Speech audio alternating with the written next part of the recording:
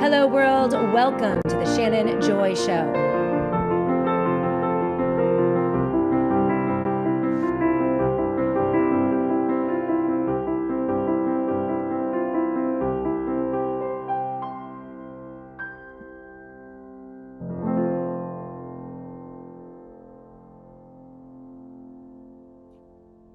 Hello, world, and welcome to the Shannon Joy Show. We're broadcasting live from the Joy Virtual Studio right here in the beautiful Finger Lakes region of New York State. It is so great to be with all of you today. It is Thursday, April 9th, and I am so thrilled today to welcome into the Joy Virtual Studio a very special guest. I cannot believe after all of these years, 6 years post the devastating lockdowns of 2020, I haven't interviewed on this platform Dr. Kelly Victory. But today, finally, we have her in studio and we have a lot to discuss today about the health of the American people, the medical industrial complex, medical freedom, the COVID vaccines, and cancers. There is so much to discuss. Dr. Kelly Victory, welcome to the Ask Jay Show. I'm so glad that you're here. Thank you so much for having me. It's a pleasure to join you. I'm such a huge fan, and I will never forget the dark days of COVID lockdowns in 2020 and 2021. There were so few voices out there who were talking about the same things that I was talking about, questioning the same protocols that we were questioning. And there was you with Dr. Drew, very often presenting him with information that he hadn't been aware of as we kind of worked through this terrible time. Before we get started, I just really want to thank you for your voice. You were a beacon during that time, and there were so many of us with smaller platforms that really relied on you and the work that you were doing. You were right about so many things, and can you believe here we are 6 years later, still grappling with a lot of the same issues, even though we're not locked down. I just really appreciate you, so thank you for that. Thank you so much for the feedback. It certainly was. There were some dark days, as you know. There were days where I really questioned what I was doing, but simply couldn't quit. I said, you know, I may die before this is all over, but I told many people, I said, I know I will end up on the right side of history. Because, you know, it sounds trite, Shannon, but the reality is I wasn't saying the things I was saying from day one. I mean, very early, January of 2020, I wasn't saying what I was saying because I was a really good guesser. I was saying what I was saying because that's what the science has always told us. We've always known that masks do virtually nothing to stop the spread of a respiratory virus. We know that lockdowns always cause more harm than good. There is no such entity as, you know, locking down or quarantining healthy people. You quarantine sick people, not healthy people, and on and on. We knew in those very early days that children were at such a de minimis risk from COVID as to be fundamentally zero, and that there was no rationale for keeping them out of school, out of sporting events, and those sorts of things. And then God only knows when they started talking about an mRNA-based, quote, vaccine, the wheels came off the bus. And I said, this is insanity. This is a technology, a platform that has been worked on for decades. That is true. And it has failed every single time. So I was out there saying it slowly over time. More and more people came to speak. But the reality is we are still at a huge risk, Shannon, for this happening again. And by this, what I mean is the powers that be, governmental agencies, quote unquote, public health experts, states, you know, whoever it is, medical boards, using and employing fear as a way to manipulate people's actions or behaviors. It was quite stunning to see for me how quickly so many people were willing to give up their civil liberties, how quickly my own colleagues were willing to adopt pseudoscience, ridiculous measures in order to, you know, keep from having their licenses threatened or from being shunned in their communities or whatever it was. But fear was ultimately the common denominator. And if nothing else, I'm hoping that people realized just how they could be manipulated, how how forceful that particular thing was, because the only way to keep from falling prey to it again is to say, wow, I fell for some stuff. Why did I do that? Why did I behave the way that I did? So that you can, really strengthen your resolve not to fall for it the next time. Well, it's so important. And it does seem as if there's always some big, super scary pandemic, scamdemic lurking around the Mm-hmm. corner. And it's only a matter of time that they'll get the apparatus up and running again, the Mm-hmm. censorship machine, the propaganda machine, because nothing really fundamentally has changed in terms of Right. infrastructure within our federal government, despite an election, the support of the medical freedom community, Mm-hmm. Bobby Kennedy Jr., who we thought was going to champion the rights of those who were fighting for medical freedom. Despite the rhetoric, very little, at least from my perspective, has changed. In fact, we're still under the emergency declaration that they used to, thrust us into this, the military operation that led to Operation Warp Speed and the rollout of the shot, which caused so many problems. So I guess my first question for you is, as someone who has covered this very closely and has been fighting with science, with common sense, with data and the studies since day one, how satisfied are you today with the actions of this presidency, Bobby Kennedy over at HHS, in terms of ripping away liability protection from the pharmaceutical companies, Mm-hmm. acknowledging the death and destruction of the COVID shots? I mean, so many COVID vaccine injured still suffering. From your perspective, what are the wins and what are the losses as we look at this 6 years out? Well, it's a great question. I'm actually just writing a talk that I'm going to be giving later this month on exactly that topic, the hits, the misses, and the hidden agendas of HHS. We're now 14 months into Robert Kennedy Jr.'s leadership at HHS. Full disclosure, I know Bobby well. We are friends. I've known him for many, many years, and I think highly of him. I believe that his intentions are in the right place. I also want to give credit where credit is due in terms of what HHS has accomplished. They certainly are addressing the chronic disease issue in this country. 80% of adults have at least one chronic condition: hypertension, heart disease, diabetes, asthma, whatever it is. And they are addressing that, looking at the toxins in our food system and in our environment, trying to address issues with pesticides, the fact that our food pyramid was fundamentally upside down and relied heavily on carbohydrates and toxic seed oils. They're addressing the foods that people are allowed to buy on public assistance, the SNAP program, Right. and what foods we serve in hospitals. All good things. They're addressing and looking a task force to look at autism, and they're looking at microplastics. But the harsh reality, Shannon, is that despite what Bobby Kennedy and other people might want to do in Washington, there are powers more, forces more powerful than they.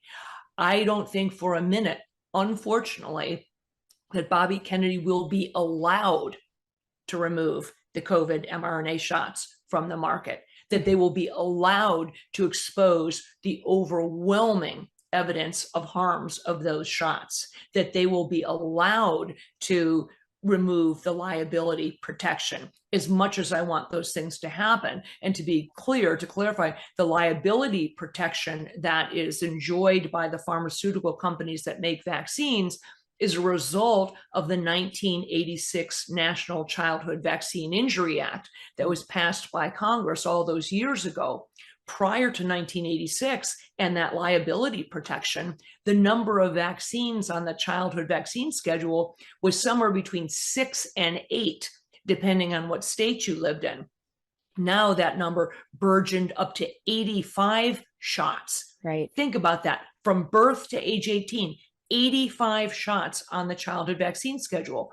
So under Bobby Kennedy's guidance and leadership, they pared that down. President Trump supported the idea that we should be more in line with other westernized countries.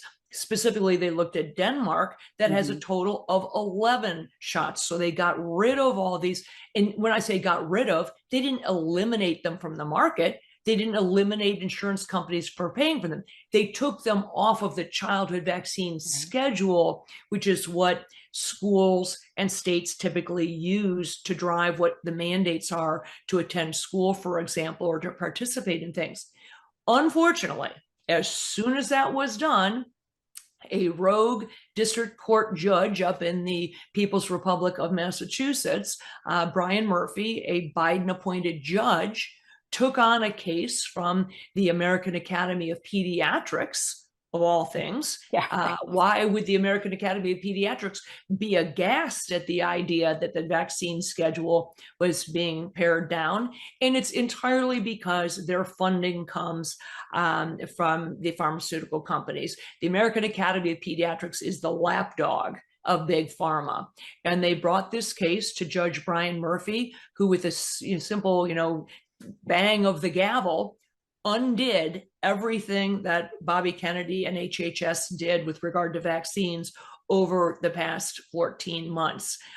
He eliminated every decision they made with regard to the vaccine schedule. It means if this stands, and this ruling by Judge Murphy stands, and I certainly hope that it doesn't, I don't think that it will, but if it does, it means mercury is back in vaccines, hepatitis B vaccines for newborn babies back in, COVID mandated shots for kids to attend school, and we're back up to the 85 shots in 18 years. So the world is sort of upside down. I'm trying to give credit, as I said, where credit's due to the work they're trying to do, but they're fighting an uphill battle. You're much nicer than I am. And I congratulate you on your diplomacy. I appreciate that. We need it. But you did make the statement that you made that Bobby Kennedy will not be allowed to address COVID-19 vaccine injury. He won't be allowed to address the toxic nature of so many of the shots on the childhood vaccine schedule. He won't be allowed to address vaccine mandates for children across the country. In New York State and California, children are still denied daycare, preschool, elementary education, secondary education, if they are not 100% following the childhood vaccine schedule. And parents and physicians and pediatricians are being persecuted in both of these states who are allowing for exemptions, medical exemptions. It's absolutely terrible. But my question is, I mean, we have a president who appointed Bobby Kennedy Jr., who said that he was going to address medical freedom and some of these issues. We have Bobby Kennedy Jr., who's in a position of power. He, at the very least, has a bully pulpit. Who is, or what is the entity that won't allow him to do what he said he was going to do? And if he's not allowed to do it, shouldn't he have candor and tell the American people, listen, my hands are tied. I mean, if it were me in that position, Dr. Victory, I'd say, listen, we did everything we could. We're not getting anything done. If anything, we're moving backwards right now because, people are forgetting about what happened. I mean, what is it that he can even achieve at HHS moving forward? And again, who are the people tying his hands? What is it? Yeah, well, a philosophical statement to start with. I think if I were in Bobby's shoes, I would try not to let the perfect be the enemy of the good. And say, look, we aren't going to get everything we want, and there are huge things that we're not going to get done. But if we are able to remove seed oils, if we're able to change school lunches, if we're able to get fluoride out of the water, if we're able to address microplastics and put some significant money towards autism research and on, that let's take those as wins and understand that some of these huge things we are not going to get done, but at least through HHS, right? Exactly, through HHS. Now, to answer your question, who do I think's actually pulling the strings? That's a complex question, and this is purely my opinion. I think that there are people as close as first of all, President Trump certainly has still not acknowledged that the COVID shots have caused disastrous, results and are responsible for millions and millions of injuries. I know after speaking to, Senator Ron Johnson told me personally that he tried to present to President Trump the data back just before the election, and that President Trump wasn't interested at that time in even seeing it. I think because he looks at Operation Warp Speed still as a crown jewel of his first administration. So that remains problematic. I think there are people in the Oval Office like Susie Wiles, who has very, very deep ties to Big Pharma. One might wonder about Casey and Callie Means, the brother and sister duo who parachuted in out of nowhere, absolutely unknowns, who all of a sudden are in every talk show, Joe Rogan, The View, they're everywhere and in between, and in the White House. Callie Means landed a job as a top advisor to Bobby Kennedy. They clearly, their father, Casey and Callie Means' father, is a big pharma executive, has huge ties to Big Pharma. And Callie Means went from an advisor now to a top role in the White House, actually advising the president. These are people whose credentials are seriously in question. Dr. Casey Means, who is the current nominee for Surgeon General, has not been appointed yet, or confirmed, I should say. She's the nominee. This is somebody who didn't finish a residency. She doesn't have a medical license. She's never treated a patient outside of her training. This is not who should be the nation's top doctor, because she simply will not have the respect of the tens and tens of thousands of healthcare professionals who should be looking up to the Surgeon General. So I think there are deep pharmaceutical ties here. The pharma lobby is the biggest, most powerful lobby in Washington, D.C., and you cannot underestimate them. As I said, they've got the American Academy of Pediatrics doing their dirty work for them. If you go to, and this isn't Dr. Kelly Victor's opinion, go to the American Academy of Pediatrics website and look at their top donors. Every one of them is a big pharmaceutical company. And I guarantee you, AAP is not going to risk that funding in order to, save a few lives. Right. Grady Means, by the way, that is the elder, the father of Callie and Casey Means, was an attaché. I mean, they were perma figures in Washington, D.C., deeply connected. In fact, he worked as a special assistant to Nelson Rockefeller, I believe, back in the day. He holds multiple patents on drone technology, completely tethered to the pharmaceutical industry. And the Casey Means, I mean, that's one of the most bizarre situations. I mean, she has been the nomination for Surgeon General for like a year. And then she disappeared. And now she's back. She pokes her head out. No one wants her, really. But she's just awaiting a nomination. It's a very, very strange situation. One that I think that we could have predicted. Susie Wiles came in to the Trump campaign very early on in the nomination process. And I was reporting on her. I'm like, okay, this is who this woman is. No one listened to me. They never do, but that's okay. Neither here nor there. So we really are in, I mean, there's good news, Dr. Victory, I think, because aside from what is happening at HHS and within the federal government in Washington, D.C., the market, the culture is rejecting the COVID shots 100%. And also many aspects of the childhood vaccine schedule, as we've seen from certain polls, and also basic trust in the institutions of the medical industrial complex. And I want to talk about that when we come back from break, because I think that's the good news. And you're working with the wellness company. One of the things I love about the wellness company is that through everything that they're doing, whether it's a second opinion, the emergency medical kits, the shield product that you are spearheading with them for cancer prevention. And all of these aspects, they are fighting against that fear that you mentioned, right? How do you battle against this? Well, number one, we have to be prepared and we have to understand our bodies, be open to new ideas, but also have access to treatments and alternative healthcare and a parallel system, which I think is really important. And so all of that good news we're going to talk about in just a minute, including a phenomenal report from Nicholas Holscher and the results of a groundbreaking analysis study done through the wellness company, Dr. Peter McCullough, and Dr. Harvey Reish, through the President's Cancer Panel on ivermectin and mebendazole in treating cancer, which I can't wait. I have the whole report here, and I can't wait to get your thoughts on that, Dr. Victory. As someone, you are a cancer survivor and you're battling, and I want to hear about your story as well.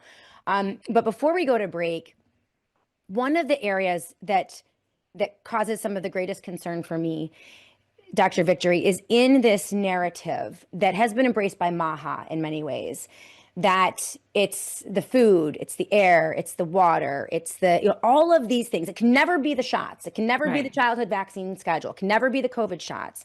But everything else is going to kill you.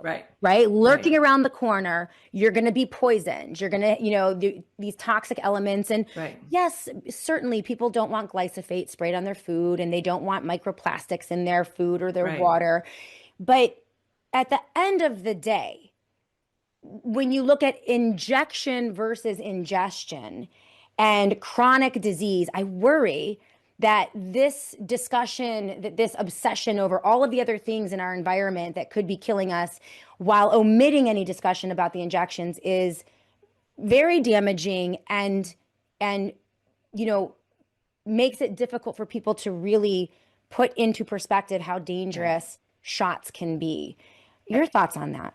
No, I think that is shared, that concept, that thought, Shannon, is shared by many people, including me. It's the constantly, look at the shiny object over here so that we don't talk about the elephant in the room, which is vaccines.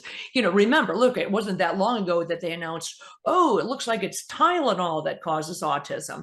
Because God forbid it would be the reason the child got the Tylenol was because he or she developed malaise and fever and muscle pain after getting what?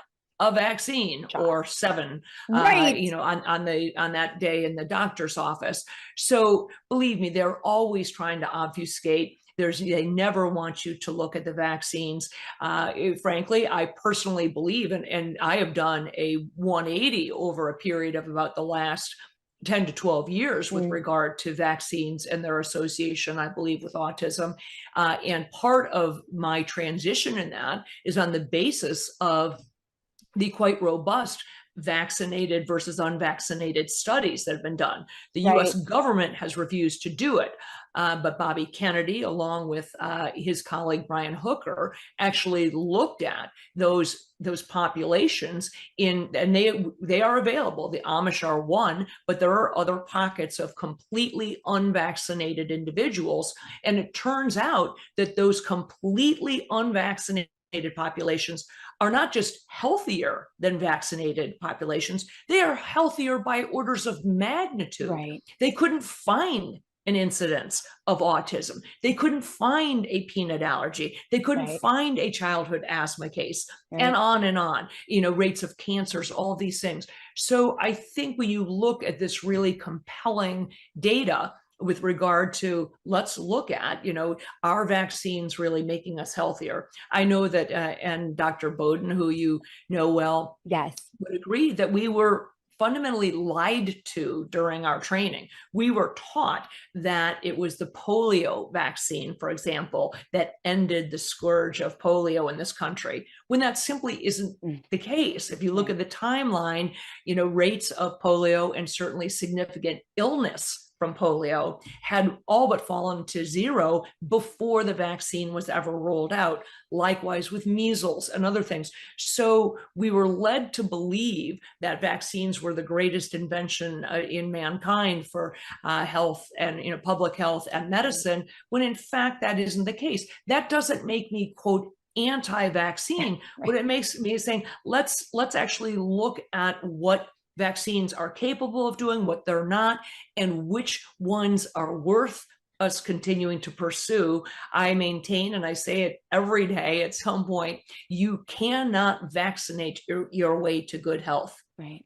You aren't doing the basics, good nutrition, daily exercise, adequate sleep, stress mitigation, and on, and avoiding other environmental toxins, then there isn't a vaccine on the planet that is going to deliver you to good health. And I think we need to stop thinking about them that way. I absolutely agree with you. And this is my own opinion and, in terms of the decisions for my family. But at this point, based on the research that I've done and what I have observed over the past 10 to 12 years, and I'm the exact same as you. It's been about 12 years in Yeah. my transformation. I'm not a doctor, but as a mother, I gave my children all the vaccines. It wasn't until both of my children were injured by the DTaP polio. My son developed epilepsy about 1 week post DTaP polio, and my daughter had a massive febrile seizure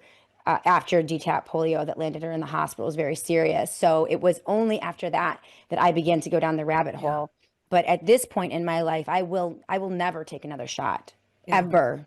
Not a No, I agree. vaccine, not a flu shot, not a shingle shot, not a COVID Yeah. shot. Like there's really nothing that I have seen, and I would have to see compelling evidence if I were ever to do it again. But these injections, I think, cause so many more problems than they solve. And I do think that more and more people are beginning to do their own research and come to some Mm-hmm. of these conclusions, which leads us to the good news when we come back on the Shannon Joy Show. And that is, two great headlines. First, Pfizer has halted a COVID vaccine clinical trial because they didn't have enough participants. Exactly. All right. So these are like the diehard, trust the science. They wore 7 masks during COVID Yeah. and have had 8 shots. They can't even get enough participants to run the trial. And then the follow-up headline on that, BioNTech is now shuttering the Singapore mRNA manufacturing site amid pipeline pivot. And this was reported on April 3rd, 2026. So there's good news. The culture is Yes. resisting despite what's happening in Washington, D.C., thanks to people like you and our friends at the Wellness Company. And then also this amazing, I want to talk about cancer with you and when we come Mm-hmm. back, because this just it just warms my heart that we are beginning to now see the studies and Yeah. the research on ivermectin plus mebendazole. Yeah. You are personally connected to this, obviously, your own struggle with cancer. So I want to talk about that with you when we come back. So keep it tuned right here. We're going to get to the good news, how to stay safe, how to keep safe. We'll talk about Shield in a moment too, which is Mm-hmm. something that you put together. Really privileged to be joined by Dr. Kelly Victory today. Make sure you follow her on the Twitter. Her handle is at Dr. Dr. Kelly Victory, and you can access all of her insights and information there. We'll be back in a moment to continue with Dr. Kelly Victory right here on The Shannon Joy Show. Hey everyone, I am so proud to recommend Shift Gold to this audience as the gold standard for metals purchasing and investing. I couldn't ask for a better partner to help people understand gold and silver and use them as strategic instruments to protect their family's financial future. Peter Schiff's teaching on markets has shaped my understanding of how economies grow and why they collapse. And I've used him as a critical source for my daily broadcast for over 10 years. The Shannon Joy Show audience already knows and loves Peter because he has been such a treasured educator over the years. He is now the preeminent source for rock solid financial analysis around the world. And this is because he understands the immutable laws of natural markets and his stalwart unwillingness to veer from absolute truths, regardless of economic fads and political pressures. Bottom line, he doesn't sell out. And that means a lot to me. I trust Shift Gold and you can too. Go to shiftgold.com/joy today to get started. You'll find some of the lowest spot prices for gold and silver and critical information on protecting your retirement savings with a gold or silver IRA. That's www.shiftgold.com/joy. Hedge against the chaos with our friends over at Shift Gold. Sat123.com/joy. Everything that you're going to need for preparation: generators, solar panels, Faraday products. If you want to disappear and protect yourself from the surveillance state, they have an entire line of amazing Faraday products called dark bags. They're always 10% off at the satellite phone store if you go to sat123.com/joy. That is sat123.com/joy. The satellite phone store has supported the Shannon Joy Show for many years. They are amazing partners, and let's help the companies that help keep the lights on here at the Shannon Joy Show. So if you are in the market for any of their products or services, make sure you use that promo code JOY and go to sat123.com/joy. That's sat123.com/joy. Please head over to theshannonjoy.com, theshannonjoy.com. This is my independent platform. It is my website. I own it.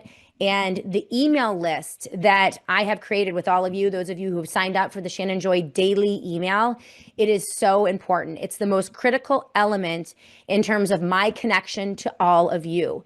Should I be deplatformed on YouTube or Twitter or Rumble or any of the platforms that we are pushed out on today, it is my one line to all of you. It's where I can contact you directly and let you know where to find the show. I will never forget the censorship of 2020. I was permanently suspended on Twitter. I was completely shadow banned on Facebook. I lost the entirety of both audiences in the span of 30 days.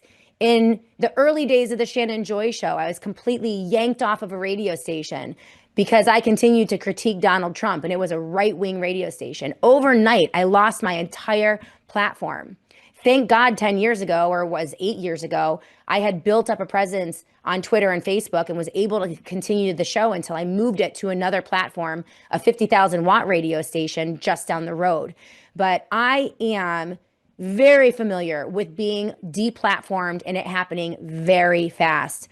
That email list is everything. It is my pipeline to all of you. So if you haven't signed up for the SJ email list, please do so today. Go to theshannonjoy.com. That is theshannonjoy.com, and make sure that we're connected. Welcome back, everyone, to the Shannon Joy Show. Today, we're joined by Dr. Kelly Victory. She's a board-certified trauma and emergency physician. She is a specialist in disaster preparedness, and she's also the chief emergency and disaster medicine at the Wellness Company. She has decades of experience, and the most important thing is that she had her head on straight during the insanity of COVID lockdowns, was such a voice of reason, and really had great impact in standing for the truth, not being afraid to tell the truth and saying it over and over and over. Dr. Kelly Victory, thank you so much for being with us today. You're also a cancer survivor. You're fighting on the front lines for health and wellness. And let's start there. Let's talk about cancer, your battle, and this amazing piece, breaking. This is from Nicholas Holscher. It's the largest real-world study of ivermectin and mebendazole in cancer patients, showing 84.4% clinical benefit. Nearly half have reported that cancer has either disappeared or they've had tumor regression. Amazing report. I have the details on it. But this means something to you, Kelly, because you've had your own struggle and your own story with cancer. So I'd love to just give you the opportunity to tell everyone, how you're doing and what this type of study and these type of headlines mean for you. Sure, absolutely. Well, as you said, I am a cancer survivor. I am currently, as I sit here before you, cancer-free and hopeful that we will stay there. I was diagnosed with breast cancer in July of 2023. Quite a surprise. It was picked up on a routine screening mammogram, something I'm pedantic about, that I got every single year. So this is something that developed in a period of 12 months, Wow. was very, very small. And I was actually recommended that we just watch it. That's probably nothing. We just watch it and recheck in 6 months. And I said, no, how about we put a needle in it today? That's right. I'm Yeah. not a sit and watch kind of a girl. Yeah. So, and I'm glad we did. I was very aggressive about demanding a biopsy right then. And within a couple of days found out that I, in fact, not only had cancer, but a very aggressive form Wow. of breast cancer. Wow. I subsequently had surgery and chose to do 25 rounds of radiation, which was recommended. But then I made a different choice. The protocol that was recommended to me by multiple oncologists was to start a chemotherapy regimen. And based on, my extensive background as a physician, and then the reading I was doing about this, I made a decision very quickly that that was not the route I was going to take, and that I was instead going to pursue what might be called alternative therapy. I look at it as just not traditional, perhaps.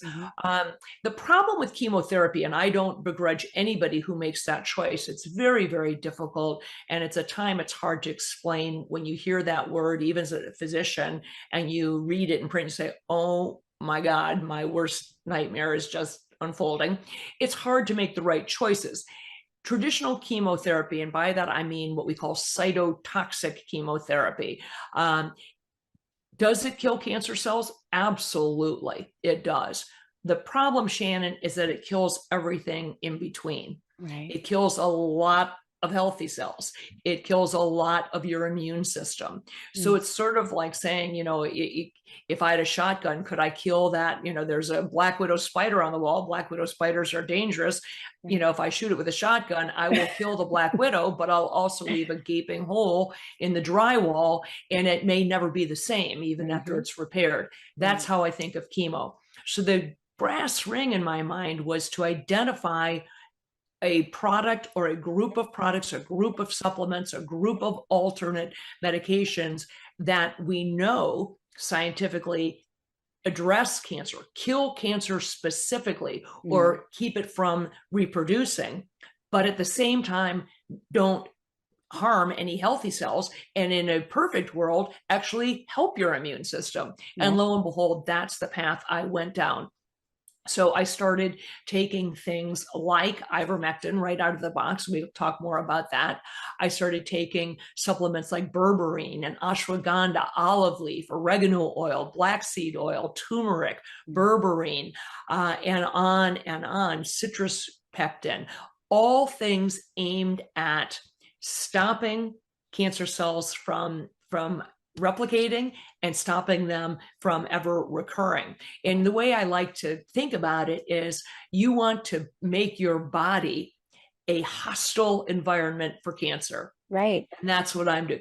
So that starts with the basic things, which is that, cancer's food of choice, if you will, is sugar. Okay. Cancer loves sugar, loves glucose, loves anything that turns into sugar, meaning carbohydrates. So trying not to eat them, trying to eliminate those as much as possible from my diet, so as not to provide cancer with its favorite food source.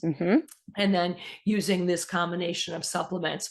I am blessed to be part of the wellness company and to have a team from the very top that was open to the idea of putting together and developing a product specifically for the wellness company, this product that we call Shield. It is a 2-part product, has a soft gel capsule that includes some of those items, the olive leaf and oregano oil, black seed oil, garlic, and berberine. And then there's also a cocoa mix, a powder that includes reishi and turkey tail mushrooms, ashwagandha, green tea extract.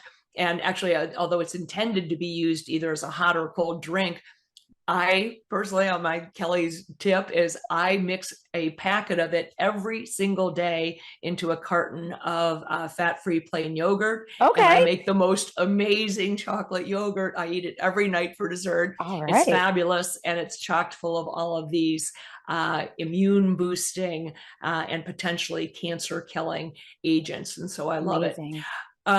let's talk, shift for a second, because I do want to talk about this study.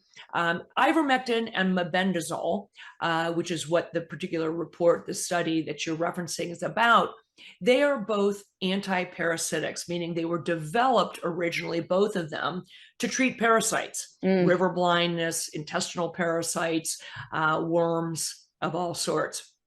Ivermectin has been FDA approved for use in humans for decades, since the early 1980s. It's taken by hundreds of millions of people around the globe every year, has an incredibly good safety profile, and happens to be relatively inexpensive. Yep. What certainly scientists have known for decades, but have kept hidden from the public, largely at the behest of big pharma, is that ivermectin has very strong anti-cancer properties, having nothing to do with parasites, not because cancer is a parasite or grows like a parasite, but it's simply the mechanism of action is similar in terms of how it is able to stop cancer cells from replicating and growing. Same thing with mebendazole. And the combination, it turns out, appears to be very powerful. So we have been selling a product that includes the combination of the two, both as a parasite cleanse, but also making it available to people who are cancer patients, who are taking it specifically because of what we have learned about its impact potentially on cancer. And incidentally, Shannon, this can be taken whether or not you choose to do the other more traditional things. You can take it alongside of chemotherapy. You can do it along with the other regimens. So it's not an either or situation. That's what I chose to do, but you don't have to make that choice. You can do both. You can do the radiation and surgery and chemo and still avail yourself of ivermectin and mebendazole. So what we did, we actually had quite a few people who had been doing this for a period of some months. And so we at the Wellness Club, we had almost 200 patients, 197 patients. And Dr. Harvey Reish and I wrote a very simple questionnaire to query people about their experience taking this medication for cancer. Specifically, what kind of cancer did you have? Did you have any side effects from the medication, from the ivermectin mebendazole? Did those side effects change how you took it, or did you stop? And most importantly, what's the outcome been for your cancer so far? And again, this is just a self-reported study. No one is claiming this is a large randomized control trial, or that this proves definitively that this is the cure for cancer. We're simply saying, what happened to your cancer? And it turns out 84% of the 197 people reported a positive outcome, meaning either complete absence of cancer, they don't have any evidence of cancer at all, or they had regression of their cancer. And in that was 48% had that, either total, like no evidence of cancer, or regression. And another 36% reported that their cancer stayed the same, meaning it didn't advance. Only 15.5% had their cancer progress. So again, pretty compelling. Now, again, these people are doing a combination. They're doing other things. Some of them are taking chemo, some did radiation, some are doing other, supplements. We don't know. All we are saying is that this study is very, very interesting, because as a scientist, when you have a hunch about something, or what you would call a hypothesis, and you look at data that supports your hunch, say, whoa, isn't that interesting? It motivates you to say, we need to investigate further. This is how science is done. This is how it's supposed to happen. So we know that their preliminary findings, it was a group of 200 people, self-reported, observational study. But boy, we sure are hoping that, given when you add this to the growing body of evidence people are seeing clinically, many of our colleagues are saying, I've got half a dozen patients myself on it, and they're seeing good results. We are hoping that we will get some real money behind this and be able to ultimately do that large, well-controlled study. Yes, absolutely. Nicholas Hulsher pushed this out, and I have his report linked in the show notes of the Shannon Joy Show, so you Great. guys can take a look at it. But yeah, 32.8% reported no evidence of the disease after taking ivermectin Yeah. and mebendazole. 15.6% reported tumor regression. Hmm. Nicholas Hulsher has said there are actually 12 mechanisms of action that using ivermectin can have on all sorts of cancers. And Hmm. one of the, in terms of anecdotally, Dr. Victory, I've heard a lot of people report that taking the ivermectin, in addition to shrinking tumors and Hmm. reducing inflammation and actually stopping cancer cells from replicating, many reported that the ivermectin and mebendazole actually helped them tolerate and heal from the chemotherapy. Yes. Destroys everything.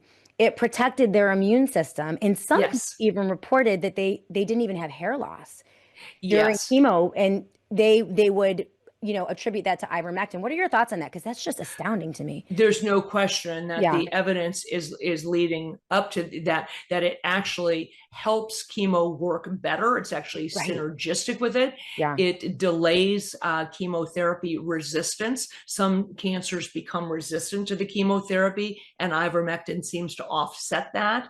So Mm, there definitely seemed, and as you said, it is supporting your immune system at a time when toxic chemotherapy is trying to, is ending up ultimately killing your immune system. yeah. So multiple benefits. And then there are people like me who've chosen to do only that and have not gone down the route of traditional chemotherapy and are having excellent results. Amazing. Interestingly, I can tell you, ivermectin has been used in the veterinary world for the treatment of cancer for decades.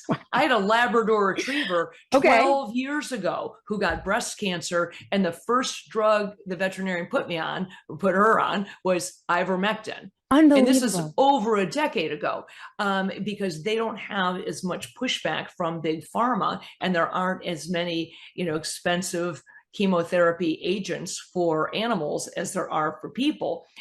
So again, I'm not criticizing anyone's choice to go down that traditional route, but I think it's great news and very hopeful news for anybody who might be facing a cancer diagnosis, that there are other things that you can add to your quiver, other arrows you can put in your quiver, that cause far less harm, may help to support your immune system, and at the Right. same time fight your cancer. Well, it's just such good news. It's such good news. And it's under that umbrella of, okay, we're not getting anything done at HHS. Fine. Maybe just a little bit. Okay.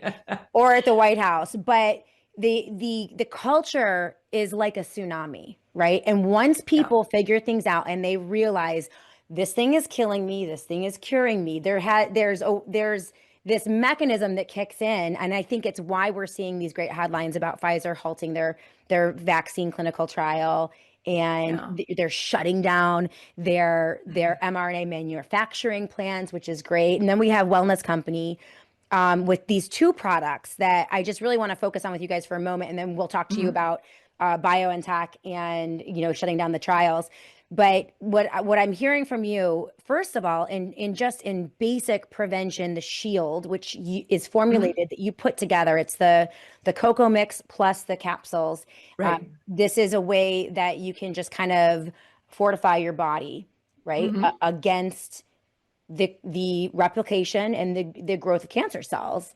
Absolutely. This is not just for people who have cancer. This is Right. an immune support. It is Yeah, a that's what I'm shield. hearing. It's Yeah. saying it's a shield to ever developing Right. cancer. It's Right. trying to create that environment that supports your immune system and Right. provides a hostile environment for I love cancer, it. where cancer never wants to take hold. I love that. And then the ivermectin and mebendazole combo, which is Mhm. in the parasite cleanse, which you would, Yes. I think the recommendation I saw, and by the way, you can get everything at twc.health slash joy. That's my page. So twc.health slash joy. And they always offer, if you use my promo code JOY, they always offer amazing discounts for the Joy audience. So the ivermectin menben is the parasite cleanse, and Yes. that's once a year you do it. For it depends if you're doing it for parasites. I would suggest that people do it once, and then you probably don't have to do it for another 18-24 months. Okay. If you're taking it for cancer, it's a different protocol, Right, right. and people can take it for an extended period of time. Okay. And you guys are still, you still have the second opinion and you can consult with Mhm. an online medical specialist, a doctor, Yes. and talk about kind of how you need what you Mhm. need, what your own personal situation is, which is Exactly. just amazing. It's just amazing. So guys, if you want to try those out, I am going to be doing the parasite cleanse 100. I've never done one before. I'm a little nervous. Mhm. It's like a medical grade. This is a big, it's a, yeah. Well, it's interesting because we didn't really understand, I don't think, it's 10, 15 years ago, how many people might actually have parasitic disease. We always thought, or I always thought about it as sort of a third world country issue, and Right. never thought, well, nobody in the United States has parasites. Yeah. But things have changed a lot. First of all, take just the number of people who eat some sushi, eat raw food. Right.